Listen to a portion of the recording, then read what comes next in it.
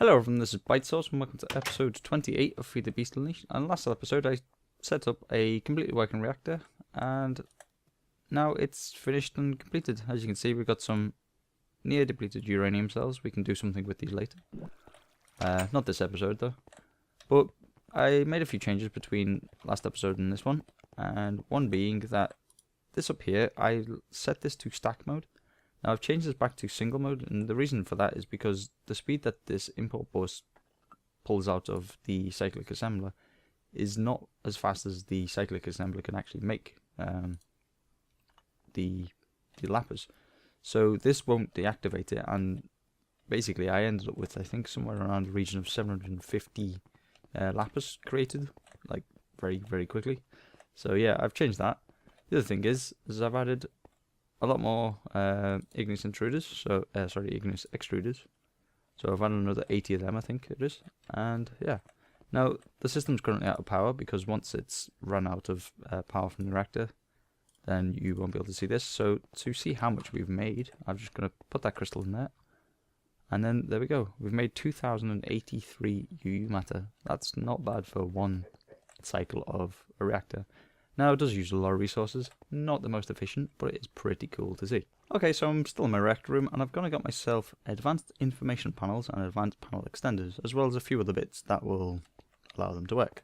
What I'm going to do is I'm going to place, let's see, 4 there, and then if we can put ourselves in flight control, we can place these down, and then we want to turn these on.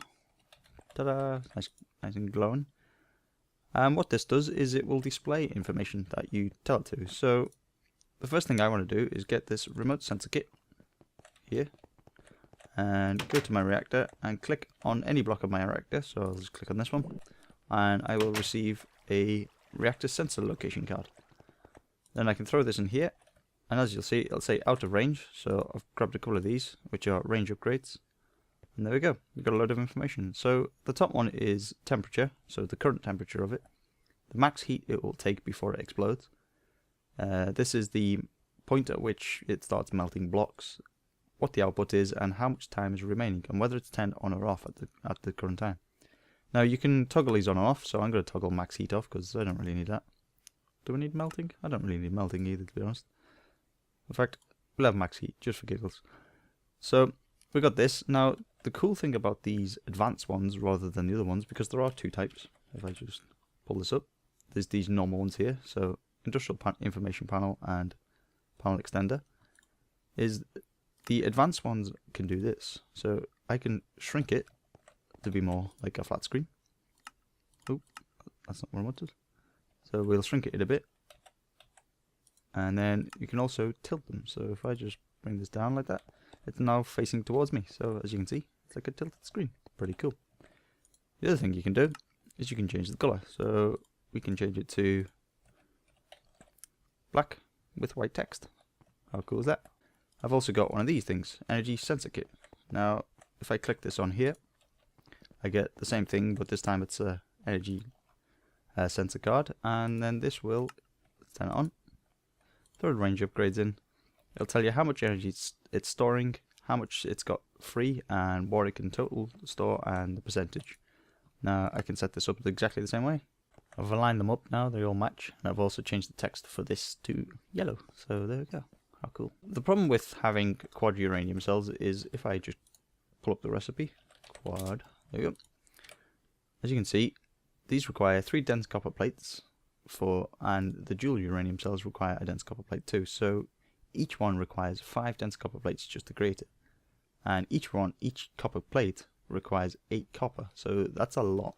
Considering I'm using, I think, 24 quad uranium cells per cycle, that's a big copper set deficit that we need to fill.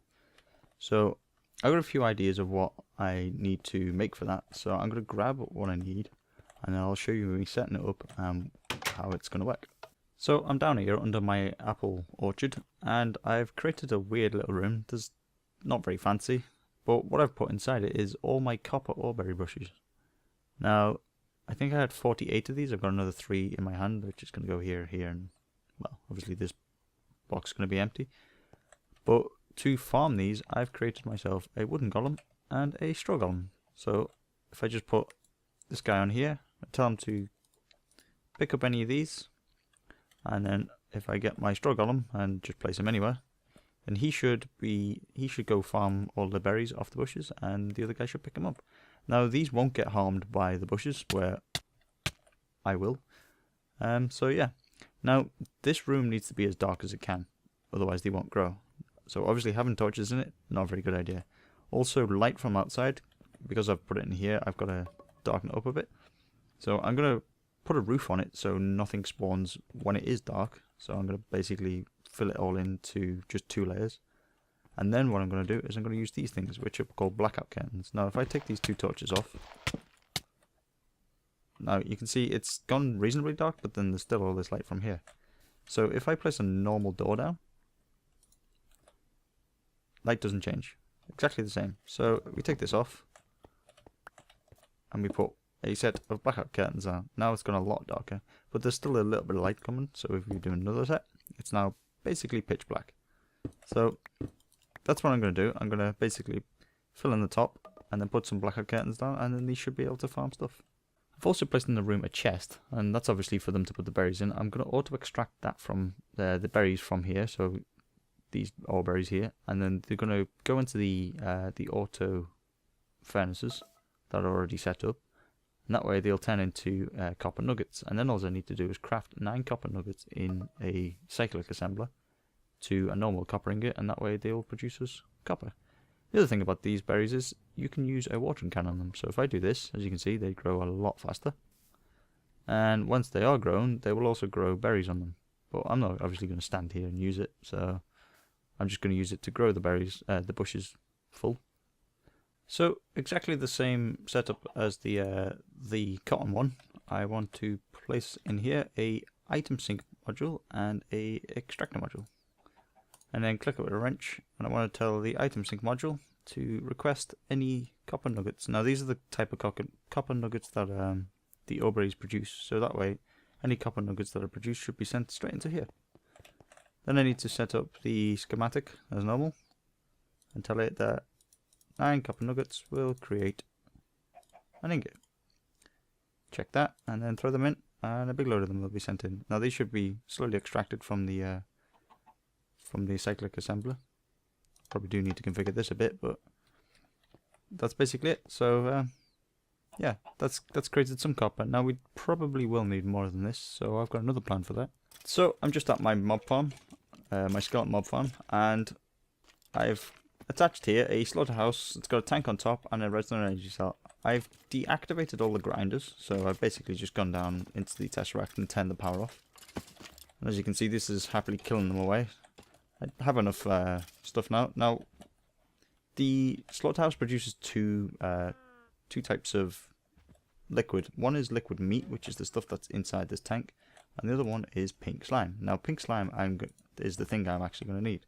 So what I'm going to do is I'm going to break the tank, which should destroy all the the liquid meat, and then place the tank back on top, and it should fill with the pink slime.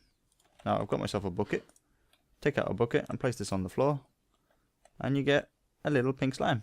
How cool is that? Ah, and there you get it. And this is the thing I needed. It's pink slime balls. So I've got a couple of buckets of this. I actually only need 2 of these, but hey, there we go. So that's how you get pink slime. Right, I'm going to replace all this, and then I'll go craft the thing I actually need. So I'm here in this pretty cool biome. I really like it, and conveniently enabled the waypoint cool biome, because you know, why not? And what I'm doing here is I intend to build like a bit of a haven, and it's going to be like my final resting point. I'm going to have control over all my stuff. I'll have access to my items, all that stuff. And on the bottom of that, it's going to be a giant floating island, and on the bottom of it, I'm going to have the laser. Now, what I'm talking about for lasers is this thing, laser drill. Now, what this does is it will shoot a laser straight down into the earth, or in the Minecraft world, and it will create ores. So you supply it with power from these pre-chargers, and it will create ores. Now, it doesn't mine the ores from the world, it just creates them, like out of thin air sort of thing. Now, they do require a lot of power to create the ores to do. So that's going to be one of the problems I'm going to have. But the other thing it needs to have a hole all the way down to bedrock. So I've got to dig a giant hole. I'm going to dig it somewhere around here, right down to bedrock. There we go, all the way down to bedrock. So my head's at Y level 2, my feet are at Y level 1. So this world actually has a flat bedrock. So that's kind of cool. Now the thing about the drill is it will work at an efficiency depending on the level that it is to the level of bedrock. So it needs to be 128 levels, 128 blocks above bedrock. So as that's Y level 1, 128 blocks, quite simple. 129 or 128 doesn't really make that much of a difference. Now I could like build a big dirt pole all the way up, or I could use this cool block, which is called an angel block. Now what you do with this, fly to the level that you want it, and it will place the block directly in front of you. So if I do this, ta-da, block right in the air. Now this is at Y level 132, but I can build off this, so that's not too bad. Now what like I said, it's going to be a giant island. Now I'm not going to build it straight away because yeah, it's probably going to take quite a while to build, so I'm going to build it between episodes. It's going to be slowly built upon, but I'm just going to get the drill started. So I'm going to build a small platform and then place the drill on it. So this is it. I've got it's about to go dark actually, but I've got the laser drill in the middle, and I've got the 2 laser drill pre-charges either side. Now although there's lasers coming out of them, it's not actually working. It's just showing pretty lasers. So it's sort of showing that it's set up properly. Now, these pre-charges actually, to max out the drill, you need to provide 2 pre-charges with 1,250 EU per tick, which is, it's a lot. I'm not going to build another reactor just to place it on. The alternative is 500 megajoules, because these will accept both types of power. Now 500 megajoules, although it's still pretty hard to get, I might be able to do it. The other thing about this laser, it will burn you if you stay in it, so that's kind of funny. So just to demonstrate it, I've just got a tesseract here, and I'm just going to place it on top of one of these, and then draw some power. So as you'll see, the energy starts to build up, and then will eventually create ore. So it's about to complete its cycle. Let's see what it spits out the top. There we go, a piece of Certus quartz ore. Now, like I said, it has a random chance of picking any vanilla ore plus some extra ores from mods, but there's a way you can focus it to not specifically just pick that ore, but it has more chance of picking the ore. And because we're after copper, the one I want is this laser focus red. So what you can do is you can actually fill all 6 of these slots with these laser focuses, and it will increase the chance of you gaining copper. The problem is it takes 4 emeralds per laser focus, and I actually don't have that many emeralds, so I'm going to go deal some dealings with some villagers, and hopefully we can get some more emeralds. But that's basically the drill. Now, like I said, I'm going to build a nice platform around it, and we're also going to need some better energy, so I'm going to grab some stuff and I'll show you the way I'm going to increase our energy at least. I won't be able to get the full amount, but I'll be able to get a lot of it at least. So the thing I'm going to use to create some of the energy is these things, force engines. Now, these are from a mod called Darkcraft, and the thing about force engines is they require 2 types of liquid to be pumped into them for them to work. Well, they don't. They only need 1, but 2 makes it better. Now, the 2 liquids, basically you have your fuel, so you can use all different types of fuel. You can use Buildcraft fuel, you can use a special thing called a liquid force. Now, I'm going to use 2 different types. I'm going to use normal fuel for 8 of them, and I'm going to use liquid force for the other 8. And the other side needs this thing called a throttle. Now, what a throttle does is it multiplies the output. So the highest one is this stuff, which is crushed ice. Now, as you can see at the bottom, it creates 4 times the megajoules over 20,000 ticks for a bucket of this stuff in force engines. So it will create 4 times the output if you fill the other side with crushed ice. So I'm going to create crushed ice. I've got some squeezes to do it, so I'm going to go set that up. So same setup as usual. I've got a supplier pipe on top, and if I just grab my wrench, all I need to do is tell this to keep stocked snowballs and ice shards. Now ice shards come from, I've currently got them set up as glacial bees, and they create ice shards reasonably fast. the other thing I need to do is set up this side. So this is going to keep stock force gems. Now these are already receiving power from the back, and then I've attached a liquid duct to each one of them. Now if we just change that, and then what I want is a enter tank for each one of these, like that, and then I want it to fill this one with the crushed ice and fill this with the force stuff. So all I need to do then is apply a lever to each of them and give it a wrench, and the same for this one. So I'm just filling these up with the crushed ice. I've also got I believe this is the fuel, and this is the line for the liquid force.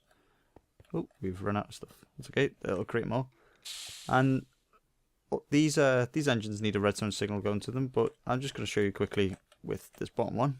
I'll just throw a lever down here, and then when you click it, as you can see, it's got the liquid force inside. This is creating 16 megajoules per tick with a throttle of 4. So this is creating the throttle of 4. Now normally this would only create 4 megajoules per tick, but because it's being multiplied by this, by 4, we've got 16. So that's 16 for each of these engines. So we've got all of them engines. Well, actually, we've got these on liquid force, and these are on liquid force, and the 8 in the middle are on fuel. Now, the fuel, when multiplied by crushed ice, will create 12 megajoules per tick. So that's quite a lot of energy that we're creating just from all these engines. Now, I'm going to go around the back of the engines around here and apply a redstone signal to all of them, and that way they will keep creating energy without having livers everywhere.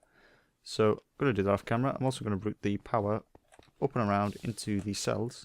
There you go, everything's working, all perfectly fine. Now the reason the crushed ice is finished, like there's no more crushed ice in the pipe, is because we're actually out of snowballs.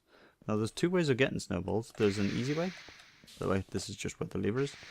There's an easy way of doing it, and there's a fun way of doing it. And I don't really want to do the easy way, but I'll tell you what it is anyway. So the easy way is, when you do produce glacial bees, they will produce these frozen combs. Now when you process the frozen combs, they have a chance of creating snowballs. Now there's another way of doing it, which is using a snow golem. So that's the way I'm going to do it. So back in a sec, I'm going to grab some stuff and I'll show you what it is. So I've got this weird setup on the top of my roof now, and all it is a transition plane, an ME transition plane. And what this does is it acts like a block breaker, but obviously it's always in one place, so it will break any block that's basically there.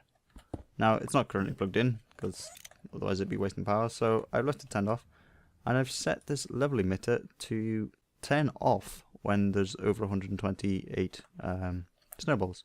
And this is a dark cable. Now what dark cables do is, if they receive a redstone signal, they will activate. If they don't, then they will be turned off. And the reason I'll do that is I'll show you once I created the snow golem. So all we need to do then is hook this up. I can cover all this over with facades, by the way, so a lot of it will be covered. And then I've got some snow and a pumpkin. And what we do is we throw... Oh, actually, no, it's going to break it, so let's just break this a sec. Piece of snow, another piece of snow, and a pumpkin. There you go. Let's get a piece of stone brick and make sure no one gets in there with him. So, as you can see, he creates a piece of snow on the floor, and he will basically do that instantly. And then all you do is hook it up, and as you can see, it's drawing in all that snow. And as soon as it hits 128, which shouldn't actually take that long, there we go, it's already done, then the plane activates, deactivates, and yeah, everything's cool. So there we go. This is my guy who makes snow. He's my snow golem. So basically that's it for episode 28 of Feed the Beast Unleashed. Next episode I will be plugging in the drill, getting it activated with all the new power I've sustained, and I'm also going to start to build an island around the drill itself. And that's, like I said, it's going to be my little safe haven, so I'm going to go there, I'll be able to access my items, and yeah, so that's it. So thanks for watching, don't forget to comment, rate, subscribe, and I'll see you later.